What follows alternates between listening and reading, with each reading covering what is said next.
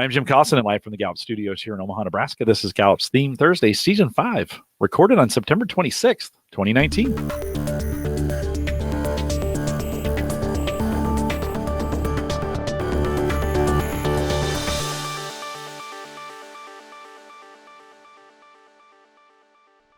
Theme Thursday is a Gallup webcast series that dives deep into the CliftonStrengths theme, one theme at a time.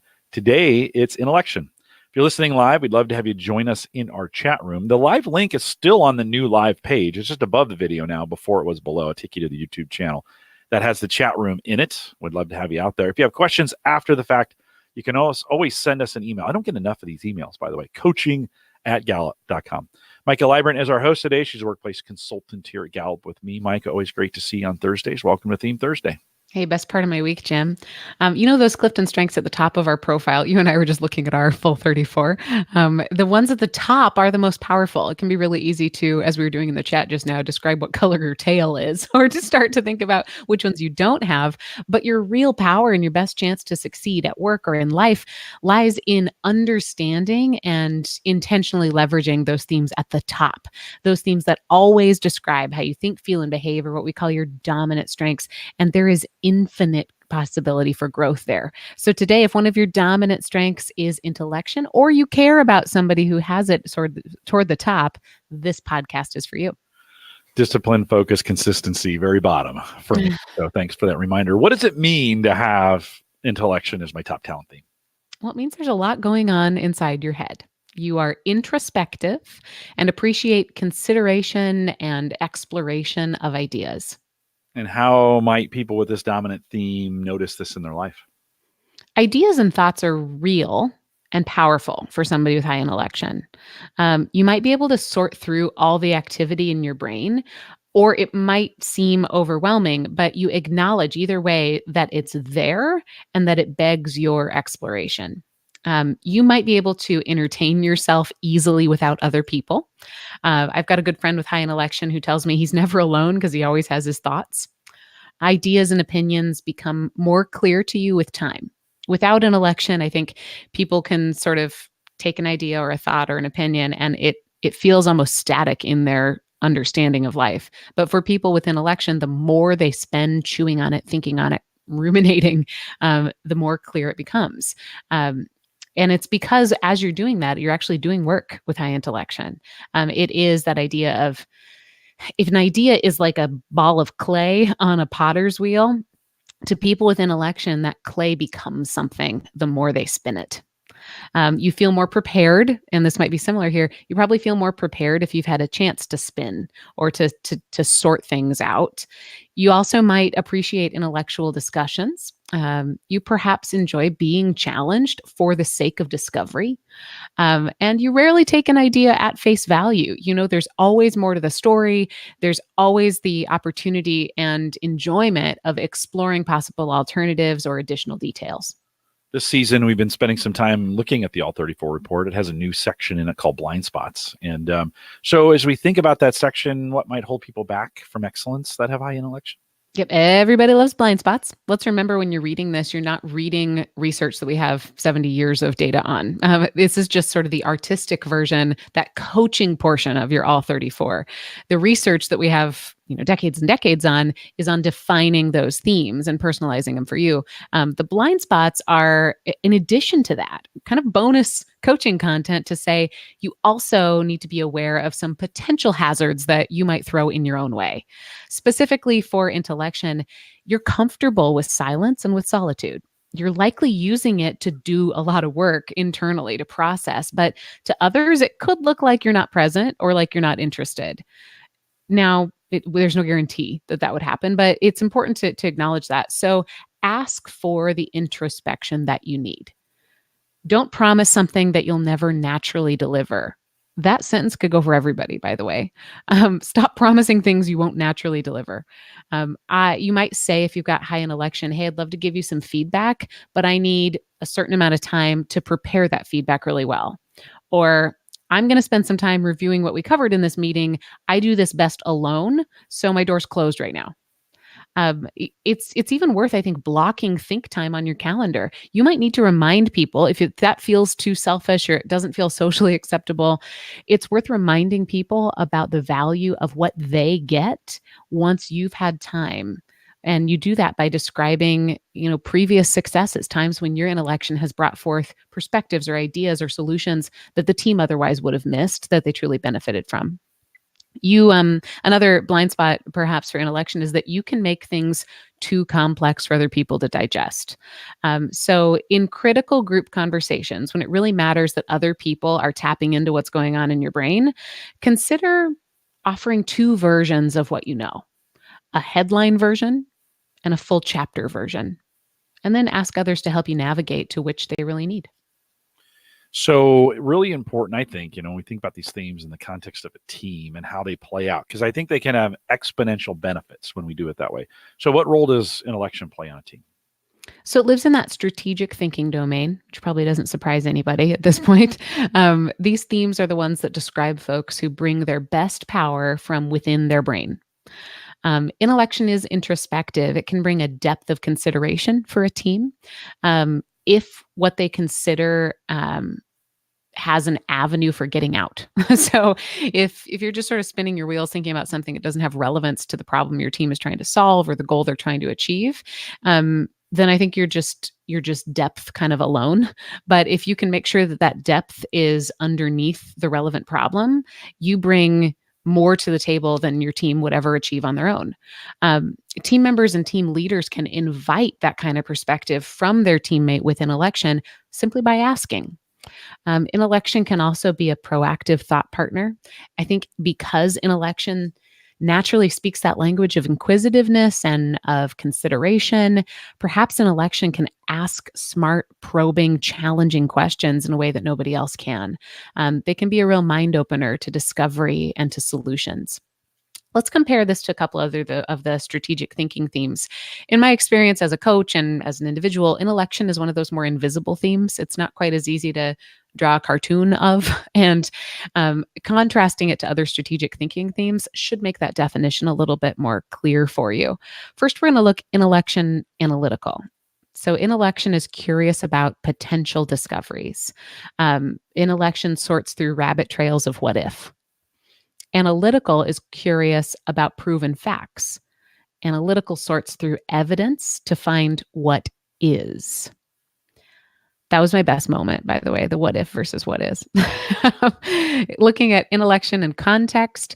Context says, where have we been before? Takes clues from the past to inform the future.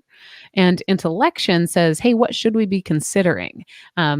Creates time to do that considering, thinking, and informs the current perspective. Ideation and intellection have a lot of overlap. Ideation is connecting thoughts to each other through a shared theme or a similarity, and creating new ideas. Intellection explores existing ideas, including the idea itself, and the connection to other theories, creating that solid perspective. So intellection could come up with brand new creative thoughts, but it's because they were born off of something that they already started with, whereas ideation is a little bit more in tune to do that blank slate, quick brainstorming. In partnership, intellection can encourage you to think deeper. They can go through the complexity of thought to bring a more stable perspective. They really do that hard think work so that when they share their opinion, it's well thought through. They can also be a very thoughtful listener. I think about intellection as being the person who just enjoys the process of consideration, and that can make an excellent partner when you need somebody to sort through things with you. They won't just hear what's being said, but because they're constantly flexing that muscle and going through the sort of mental cross training, they're probably really good at hearing what's not being said or hearing deeper levels of what's being shared than just the words themselves. In partnership, intellection can participate in conversation and in dialogue and really raise our collective understanding. I love when you do the what if, what is sections like that. Sometimes I channel our friend Kurt, and I have a couple good golden nugget moments, and that was one of them. Good and easy to remember too, as well. Any clues or advice on communicating well with intellection? expect that they might hear your words more than one way.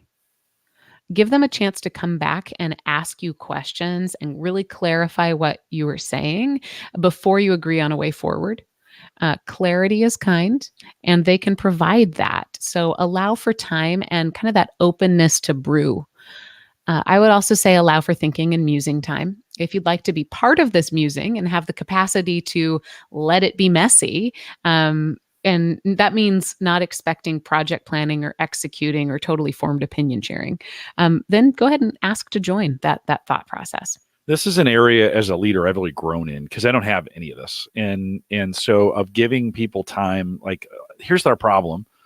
And they're like, I need to noodle on this. I need to think about this. Oh, good. Back away and begin to do other things around it, not to be, not to get impatient with it, but to give them back away and say, just come back to me when you're ready. And that's been such a valuable exercise for me to allow that. Now, there are times maybe you need to set time limits or some of those other things to get practical pieces out of it, Maika, but it has been really, really helpful to me to do that. When we think about other help, and I think it's good for them as we think about other ways to inspire. Yeah, before you go there, I would even say even an upgrade on come back to me when you're ready is acknowledging that their thinking is their next step. So saying, when are we going to talk about this again, and setting that date.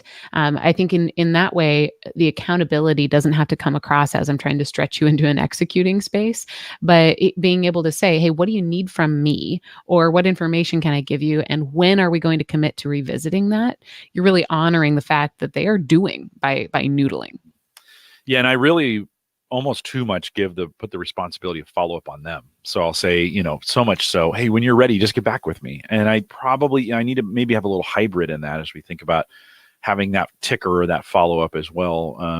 So there's some opportunities in that, but it's been a good learning lesson for me. I'll just let people noodle in that space when we see that talent that's there. How else can I inspire or motivate someone with high intellection? Get them involved on the front end of projects so that they can explore where all the thought trails of potential might lead. Again, Jim, to your point about letting them noodle, that they can be noodling while other people are tinkering. So get everybody to start at the same place. The opportunity to share their opinion or their views with other people. They bring a wisdom that others can benefit from. Without other themes to get intellection out of their head, they probably won't naturally love the sharing aspect. But think about just the tapping into their understanding and their wisdom is really what you're looking for. Also, have a detailed discussion with this person about their own strengths. Let them lead the self-discovery pathway. Put their self and their own natural talent at the center of what they're noodling on. It could be a conversation that would yield dividends, not just for you, but for them.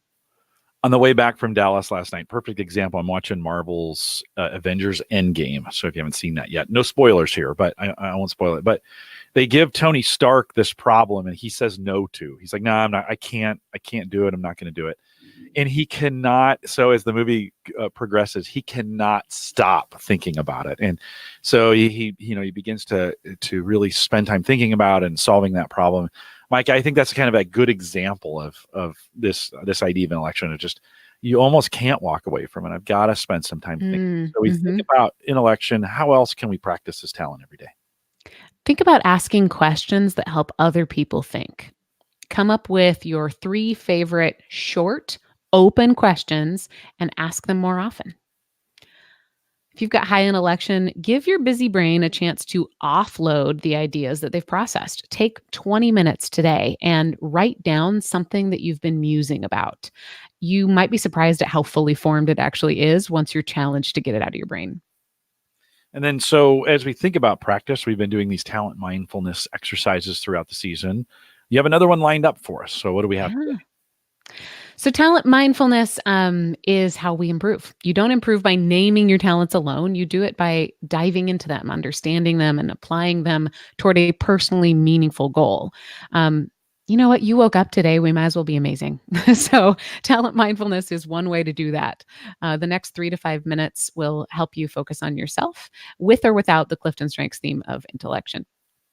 Now, this exercise is designed for you to just listen, but if you find that you want to pause and come back later with a pen and paper or take notes after you're done listening, you're very welcome to do that. We're going to start by internalizing our focus, and I'm going to try something slightly physical. So you are 2 inches taller than you give yourself credit for. So to really center our focus, we're going to begin with our an acknowledgement of this great body, this great being we have, and then that'll help us really bring our thoughts inward. So I want you to take your right hand and reach it out as far away from your body as you can where you're sitting right now. And as you reach it out, reach it up over your head and lean into that diagonal, really making a long line from the tips of your fingers all the way to your hip. And then all the way back and let it go. Shake it out so that you see that kind of release. I think you already feel longer on that side. Let's honor the other side as well. With your left hand, I want you to reach as far out as you possibly can. If your arm is completely out, kind of in line with your shoulder, just reach a little bit farther. You might even lean into it and then pull that arm on over your head. Some nice dancer fingers if you have them. Lean into that other horizontal diagonal and back the same pathway that you traced the first time. Shake that out from the shoulder. There we go. We feel a little bit refreshed, right? A little more focused on this beautiful vessel that we have. So now I invite you to stretch. One deep breath in. Hold it at the top for just a second. And let that go. Exhale. Now that we feel ourselves present in this world, let's continue to minimize the external distraction. Close your eyes or focus on an object, just one object as you turn your gaze downward so you're not distracted. Today, we're going to think about your own experience in the recent past, and then we'll focus your intention on the immediate future. In the past 30 days, when did you feel smart? When did you make a discovery? When were you most curious? In the past 30 days, when did you feel or experience a moment of mental clarity? Clarity is where we're going to land and camp out a little bit. You know how your arms feel right now because you just did that stretch? When was a time in the last month when your brain felt that way? Like it was switched on and really working efficiently for you. If you can, focus on a specific time, a specific experience, or maybe even just a specific day when you felt mental clarity. When was this? Who contributed to your clarity? If someone else was involved, how did they support you?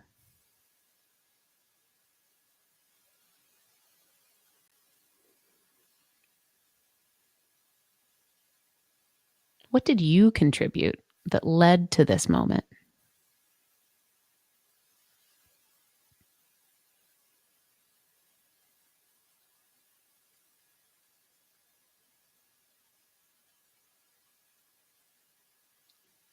Now let's get tactical. What practice or task or activity brings you clarity?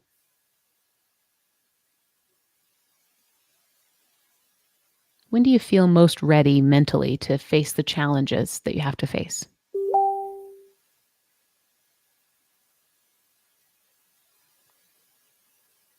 It is within your power and your responsibility to know what lights up your brain and make it happen.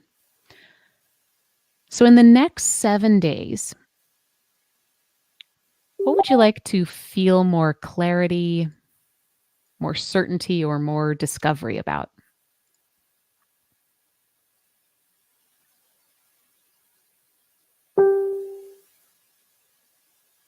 What can you commit to doing that will serve you best?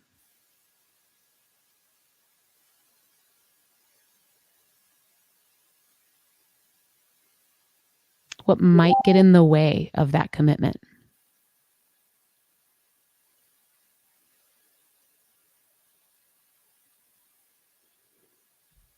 How could you make that commitment 10% easier on yourself?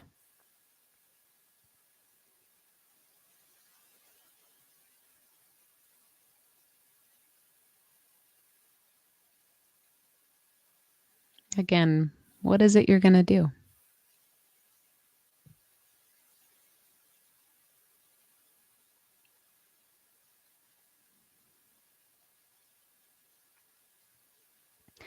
My friend, there is no greater power than the power that's already within you.